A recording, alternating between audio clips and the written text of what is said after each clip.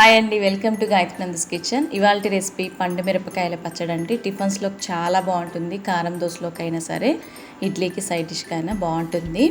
మనం తరచూ ఎండుమిరపకాయలతో చేసుకుంటుంటాం కదా, ఇవాళ పండు మిరపకాయలతో చేసుకుందాం. ముందుగా ఒక మిక్సీ జార్ తీసేసుకొని పండు మిరపకాయలు ఇక్కడ నేను 15 తీసుకున్నాను. 2 ముక్కలుగా తుంచుకొని వేసుకుందాం. ఇలా వేసుకోవడం వల్ల మిక్సీ జార్ బాగా పడుతుంది. మీడియం సైజ్ ఉల్లిపాయలు 2 మీడియం సైజ్ ముక్కలుగా కట్ చేసేసుకుందాం. అలాగే టమోటా కూడా కొంచెం దూరగా ఉండేటివి ఒక 2 వేసుకున్నానండి, మీడియం సైజ్ ముక్కలుగా. పచ్చి కొబ్బరి ముక్కలు ఒక పావు కప్పుకి అంటే ఒక 2 టీ స్పూన్లు వేసేసుకొని, వెల్లుల్లిపాయలు పొట్టు తీసుకొని శుభ్రం చేసుకుంది ఒక 10 పాయలు. అలాగే రుచికి సరిపడా రాళ్ళు వేసేసుకొని మిక్సీ జార్ని వీలైనంత వరకు మెత్తగా పట్టుకోవాలి. ఇలా మెత్తగా పట్టేసుకున్న పండు మిరపకాయల పచ్చడిని పక్కన పెట్టేసుకొని, ఇప్పుడు ఒక బాండీ పెట్టుకొని ఒక 2 టీ స్పూన్లు ఆయిల్ వేసుకుందాము.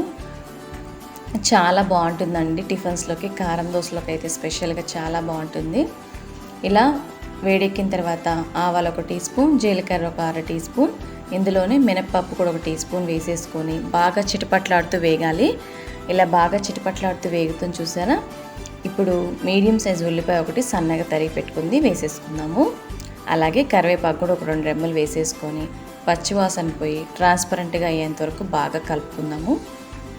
మనకు ఆయిల్ ఎక్కువ పట్టుకుంటే తొందరగా ఫ్రై అవ్వాలంటే ఒక చిటికెడు సాల్ట్ వేసేసుకున్నట్లయితే ఉల్లిపాయలు తొందరగా మగ్గిపోతుంది, ఎక్కువ టైం పట్టదండి. ఇలా చూపిస్తున్న విధంగా బాగా కలిపేసుకున్నాం కదా. ఇలా బాగా కలుపుకొని ట్రాన్స్పరెంట్గా అయిపోయిన తర్వాత మనం ముందుగా మిక్సీ జార్ పట్టుకున్న పండు మిరపకాయ పచ్చడిని ఇలా వేసేసుకుందాం పోపులో.